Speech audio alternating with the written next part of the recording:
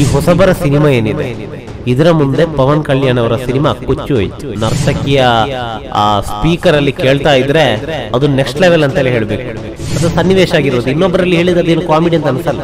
ಯಾರತ್ತಾದ್ರೂ ಹೇಳಿದ್ರೆ ನಗ್ತಾರೆ, ಇದು ಒಂದು ಕಾಮಿಡಿನ ಅಂತ. ಆದ್ರೆ ಕೋಸ್ಟಲ್ ಕನ್ನಡ ವೀಕ್ಷಿಸ್ತಿರುವ ಎಲ್ಲ ಸ್ನೇಹಿತರಿಗೂ ನಮಸ್ಕಾರ. ಕೋಸ್ಟಲ್ ಕನ್ನಡದ ಮತ್ತೊಂದು ವಿಡಿಯೋಗೆ ಸ್ವಾಗತ. ಇವತ್ತಿನ ವಿಡಿಯೋದಲ್ಲಿ ನಾವು ನಿಮ್ಗೆ ಸೂಪ್ರಂಸೋ ಸಿನಿಮಾವನ್ನ ನಾನು ವೀಕ್ಷಣೆ ಮಾಡಿದಂತ ಪರಿಯ ಬಗ್ಗೆ ಒಂದಿಷ್ಟು ಮಾಹಿತಿಯಾಗಿ ಒಂದಿಷ್ಟು ಅನಿಸಿಕೆಯನ್ನ ನಿಮ್ಮ ಮುಂದೆ ನಾವು ಪ್ರಸ್ತುತಪಡಿಸ್ತಾ ಇದ್ದೀವಿ. ವಿಷಯನಪ್ಪ ಅಂತ ಹೇಳಿದ್ರೆ, ಸೂಪ್ರಂಸೋ ಸಿನಿಮಾ ರಿಲೀಸ್ ಆಗುತ್ತೆ ಅಂದಾಗ ಆರಂಭದಲ್ಲಿ ಟ್ರೈಲರ್ ರಿಲೀಸ್ ಆಯಿತು. ನಾನು ಟ್ರೈಲರ್ ಏನೋ ವೀಕ್ಷಣೆ ಮಾಡಿರಲಿಲ್ಲ.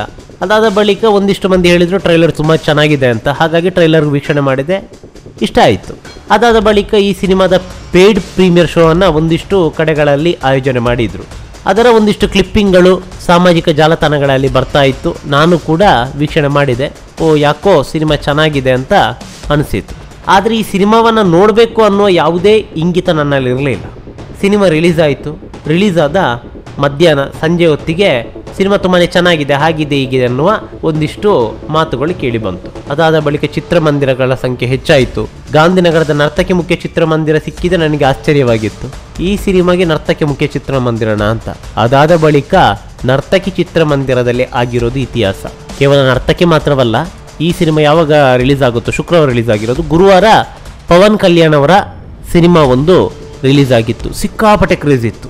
ಎಲ್ಲರ ಚಿತ್ತ ಪವನ್ ಕಲ್ಯಾಣ್ ಸಿನಿಮಾದ ಹತ್ತನೇ ಇತ್ತು.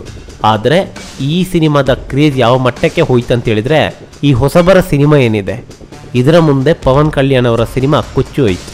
ಎಲ್ಲ ಚಿತ್ರಮಂದಿರಗಳಲ್ಲೂ ಕೂಡ ಪವನ್ ಕಲ್ಯಾಣ್ ಅವರ ಸಿನಿಮಾ ಯಾವೆಲ್ಲ ಚಿತ್ರಮಂದಿರಗಳಲ್ಲಿ, ಯಾವೆಲ್ಲ ಮಲ್ಟಿಸ್ಕ್ರೀನ್ ಚಿತ್ರಮಂದಿರಗಳಲ್ಲಿ ಪ್ರದರ್ಶನವನ್ನು ನೀಡಿದ್ರು, ಎಲ್ಲ ಮಲ್ಟಿಸ್ಕ್ರೀನ್ ಚಿತ್ರಮಂದಿರ, ಎಲ್ಲ ಸಿಂಗಲ್ ಸ್ಕ್ರೀನ್ ಚಿತ್ರಮಂದಿರದಲ್ಲೂ ಕೂಡ ಸೂಪ್ರಂಸೋ ಸಿನಿಮಾಗೆ ಪ್ರದರ್ಶನ ಹಾಗೆ ಚಿತ್ರಮಂದಿರಗಳನ್ನು ನೀಡಿದರು.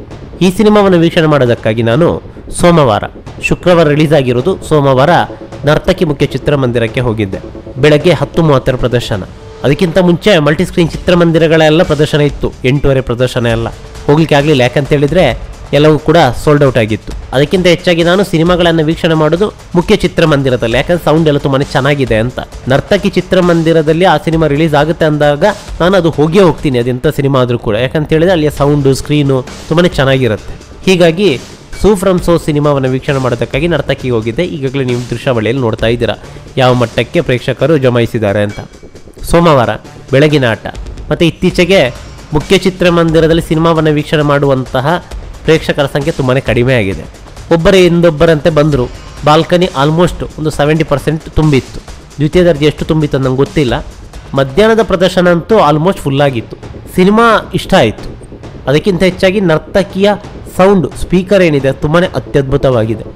ಬಂದರ ಭಾವ ಬಂದರು ಅಂತ ಆ ಲೈನ್ ಏನಿದೆ, ಬಿಡ್ ಸಾಂಗ್ ಅತ್ಯದ್ಭುತ. ನರ್ತಕಿಯ ಆ ಸ್ಪೀಕರಲ್ಲಿ ಕೇಳ್ತಾ ಇದ್ದರೆ ಅದು ನೆಕ್ಸ್ಟ್ ಲೆವೆಲ್ ಅಂತಲೇ ಹೇಳಬೇಕು.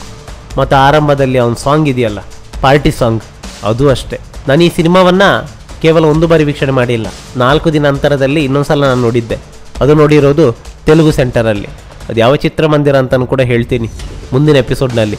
ಅಲ್ಲಿಯ ಎಕ್ಸ್ಪೀರಿಯನ್ಸ್ ಹೇಗಿತ್ತು, ಹಾಗೆ ನನ್ನ ನಿರೀಕ್ಷೆ ಏನಿತ್ತು, ಅಲ್ಲಿ ಹೋದ ಬಳಿಕ ಆಗಿರೋದು ಏನು, ಎಲ್ಲವನ್ನ ಹೇಳ್ತೀನಿ.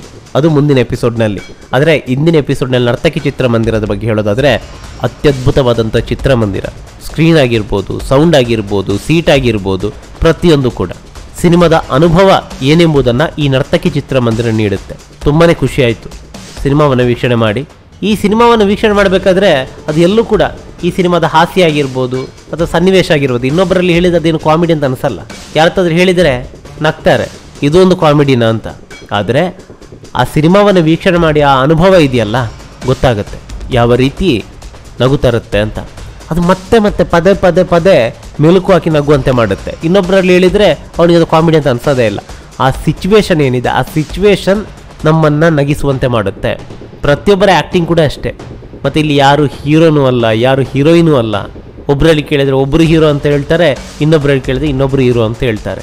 ನನ್ನ ಪ್ರಕಾರ ಕಥೆಯೇ ಹೀರೋಯಿನ್. ಒಬ್ಬರಿಗೆ ಭಾವನಾ ಕ್ಯಾರೆಕ್ಟರ್ ತುಂಬಾ ಇಷ್ಟ ಆದರೆ ಮತ್ತೊಬ್ಬರಿಗೆ ರವಿಯಣ್ಣ ಇಷ್ಟ ಆಗ್ತಾರೆ, ಮತ್ತೊಬ್ಬರಿಗೆ ಅಶೋಕಣ್ಣ ಇಷ್ಟ ಆಗ್ತಾರೆ, ಮತ್ತೊಬ್ಬರಿಗೆ ಮೈಮ್ ರಾಮದಾಸ್ ಅವರು ಇಷ್ಟ ಆಗ್ತಾರೆ. ಇಲ್ಲಿ ಪ್ರತಿಯೊಬ್ಬರು ಹೀರೋನೇ. ಆ ಭಾವನಾ ಕ್ಯಾರೆಕ್ಟರ್ ಇರೋದು ಒಂದು 2-3 ದೃಶ್ಯಾವಳಿ ಅಷ್ಟೇ. ಅದಂತೂ ಚಿತ್ರಮಂದಿರದಲ್ಲಿ ಎಲ್ಲರನ್ನ ಹೊಟ್ಟೆ ಹುಣ್ಣಾಗುವಂತೆ ಮಾಡುತ್ತೆ. ಸಿನಿಮಾ ತುಂಬಾ ಚೆನ್ನಾಗಿದೆ. ಹೀಗಾಗಿ ಕೇವಲ ಕರ್ನಾಟಕ ಮಾತ್ರವಲ್ಲ, ದೇಶ ವಿದೇಶಗಳಲ್ಲೂ ಕೂಡ ಅಬ್ಬರಿಸ್ತಾ ಇರೋದು. ಪ್ರದರ್ಶನಗಳ ಮೇಲೆ ಪ್ರದರ್ಶನಗಳು ಸಿಗ್ತಾ ಇರೋದು, ಮುಗಿಬಿದ್ದು ಪ್ರೇಕ್ಷಕರು ಚಿತ್ರಮಂದಿರದತ್ತ ಬಂದು ಸಿನಿಮಾವನ್ನು ವೀಕ್ಷಣೆ ಮಾಡ್ತಾ ಇರೋದು. ಅದೇನಿರಲಿ, ನಮ್ಮ ಕನ್ನಡದ ಪ್ರತಿ ಸಿನಿಮಾಗಳು ಇದೇ ರೀತಿ ಅಬ್ಬರಿಸಿ ಬೊಬ್ಬೇರೇಳಿ. ಹಾಗೆ ಮುಂದಿನ ಎಪಿಸೋಡ್ನಲ್ಲಿ ಇನ್ನೊಂದು ಚಿತ್ರಮಂದಿರದಲ್ಲಿ ನಾನು ಸಿನಿಮಾವನ್ನು ವೀಕ್ಷಣೆ ಮಾಡಿದ್ನಲ್ಲ, ಆ ಚಿತ್ರಮಂದಿರದ ಬಗ್ಗೆ ಕೂಡ ಹೇಳ್ತೀನಿ ಮುಂದಿನ ಭಾಗದಲ್ಲಿ. ನಮಸ್ಕಾರ.